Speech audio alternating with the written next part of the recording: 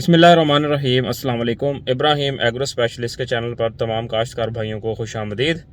दोस्तों, आज की वीडियो में मैं बात करने जा रहा हूँ कि फसल में जब 65-70 दिन की हो जाती है तो पोटाश के हवाले से दोस्तों बहुत ज़्यादा कॉमन क्वेश्चन जो है वो हो गया। हालांकि मैंने पोटाश के हवाले से गुज़श्ता वीडियोस भी अपलोड कर दी थी। अब दोस्तों का सवाल ये है कि कौन सी पोटाश जो है वो अपनी फसल पर इस्तेमाल किया। दोस्तों, अगर पोटाश की हम बात करें तो पोटाश जो है इस वक्त जब गंदम की फसल जो है 65-70 दिन की है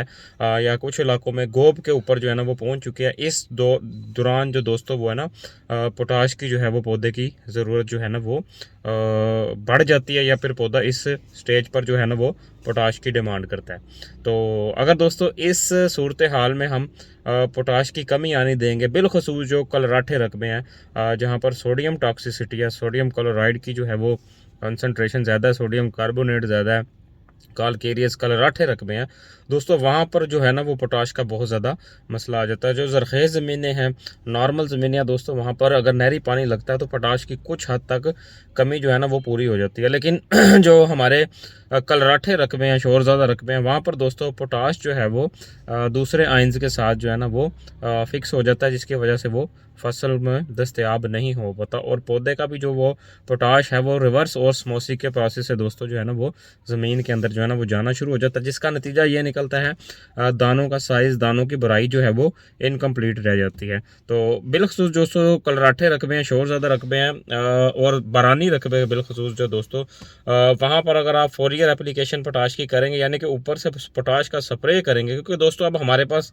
टाइम जो है, अगर जो फसलें बिल्कुल गोब पर पहुंच चुकी हैं और सूरज निकलती दोस्तों वो डालेंगी, तो दोस्तों ऐसी फसलों के लिए जो है ना वो आप पोटाश कोशिश करें उसका फोलियर कर दें। अब कई दोस्त ये सवाल उठाते हैं कि यार ये जो हमारी जो है ना वो जिस तरीक़ाकार से हम नीचे डालते हैं तो 12 kg 15 kg जो है वो हमें फ्लड करनी पड़ती है, या फिर जो किसी अच्छे इदारे की पोटाश जो है वो दोस्तों हमें 3-3 लीटर जो है ना वो फ्लड करनी पड़ती है, और फोलियर में जो है वो आप डोज बता रहे हैं कि बहुत थोड़ी सी है। तो दोस्तों इसकी यही मिसाल है कि जब किसी बंदे को खुराक देनी हो कुदरती तरीक़ाकार से, उसके आगे 2 रोटियां 3 रोटियां 4 रोटियां पका के रखेंगे, सालन रखेंगे, वो फिर खाएगा, उसको एनर्जी आएगी। लेकिन दोस्तों अगर किसी वजह से वो बंदा बीमार हो जाता है और वो हॉस्पिटल एडमिट हो जाता है, तो फिर जब डॉक्टर उसको ताकत की ड्रिपें लगाते हैं तो सिर्फ पानी में इतना छोटा सा इंजेक्शन लगाते हैं, तो दोस्तों जो उसकी है वो ग़िज़ाई ज़रूरियात को पूरा कर देता है। क्योंकि जो हम खुराक खाते हैं दोस्तों वो हमारे मैदे में जाती है, उससे सिर्फ न्यूट्रिएंट निकलते हैं, और न्यूट्रिएंट निकल के हमारे खून में जज़ब होकर बॉडी के मुख्तलिफ जो है ना वो हिस्सों तक पहुँच जाते हैं। तो सेम इसी तरह जब हम नीचे से खाद डालते हैं दोस्तों, तो हमारी खाद कुछ ज़मीन में फ़िक्स हो जाती है, कुछ हमारी ज़ाया हो जाती है, कुछ पौधे को जो है वो दोस्तों अवेलेबल नहीं हो सकती, और मतलब मुख्तलिफ तरीक़ाकार से जो है ना वो फर्टिलाइज़र लॉसेस जो होते हैं, एक अलग चैप्टर है कि फर्टिलाइज़र किस तरह ज़ाया होती है। इंशाल्लाह इस पर भी हम कभी बात करेंगे कि जो हम खाद खुराक डाल रहे हैं वो ज़ाया हो जाती है दोस्तों। तकरीबन 70% जो हमारी फर्टिलाइज़र लॉसेस है ना, अगर हम फर्टिलाइज़र्स को मैनेज करके डालें 4R रूल, जैसा कि हमने पिछली वीडियो में बताया था, right time, right dose, right method और राइट क्रॉप, तो दोस्तों अगर उस तरीक़ाकार को हम फॉलो करें तो हमारी काफ़ी हद तक जो है ना वो पैदावार में बेहतरी आ सकती है। तो अब जो बात कर रहे हैं हम पोटाश की, कौन सी पोटाश डालें, तो दोस्तों ज़्यादातर तो रिकमेंड जो है ना वो SOP की जाती है, सल्फेट ऑफ पोटाश। बाकी MOP जो दोस्तों वो है वो क्लोराइड होता है उसके अंदर, वो मैं रिकमेंड नहीं करता। MOP से आप जो है ना वो परहेज़ करें। इसके अलावा दोस्तों मुख्तलिफ़ कंपनी जो है वो मुख्तलिफ पैकिंग में जो है ना वो पोटाश देती है।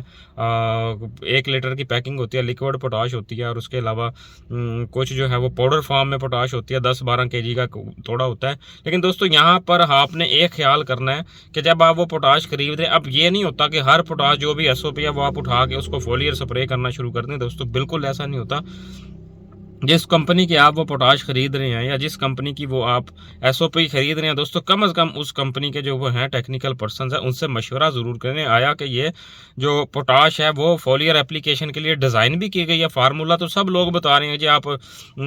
SOP का स्प्रे कर लें, SOP आप कर लें 1.5 से 2 किलो आप 100 लीटर पानी में, दोस्तों नहीं, उसका आप प्रॉपर जो है ना वो मशवरा करें। अगर तो वो रिकमेंडेड है तो आप फिर स्प्रे करें। हाँ, जहाँ तक रही मेरी रिकमेंडेशन की बात दोस्तों, मैं यही रिकमेंड करता हूँ कि जो मार्केट में फार्मूलेशन फोलियर की बनी हुई है ना, जैसा कि मैंने आपको पिछली वीडियो में भी बताई थी, कुछ कंपनीज दे रही हैं मुख्तलिफ पोटाश की कंसनट्रेशन उसके अंदर है, और स्पेशली वो फोलियर के लिए दोस्तों डिज़ाइन की गई हैं। क्योंकि दोस्तों जब पाउडर फार्म होता है उसमें कुछ इनर्ट मटेरियल भी होता है, इनर्ट मटेरियल जो है ना वो हमारी फसल को नहीं चाहिए होता। तो बहुत सारी कंपनीज दोस्तों पोटाश दे रही हैं लिक्विड फॉर्म में भी, हालांकि वो जो दोस्तों हैं वो फ्लडिंग के लिए पोटाश बनाई गई है, वो ना कि वो है ना फोलियर के लिए नहीं। इसलिए दोस्तों कोशिश करें, मार्केट में ये सर्च करें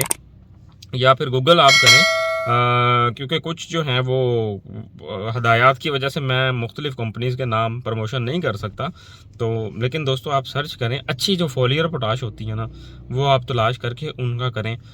ताकि जो है ना वो आप बेहतर से बेहतर, लेकिन दोस्तों कलराठे रकबों वाले और जहाँ पर ज़मीनें मुतासिर हैं वहाँ पर आप पोटाश का जो है ना वो इस्तेमाल लाजमी करें, ताकि आपकी जो है ना वो ग्रेन फिलिंग प्रोसेस जो है ना दाना बनने का मरला वो बेहतर तरीके से होगी, मुकम्मल हो जाए। दोस्तों उम्मीद करता हूँ वीडियो आपको पसंद आई होगी। मज़ीद इस तरह की मालूमाती वीडियोस देखना चाहते हैं तो हमारे चैनल को सब्सक्राइब कर लीजिए। अपना ढेर सारा ख्याल रखिएगा। बहुत शुक्रिया। अल्लाह हाफ़िज़।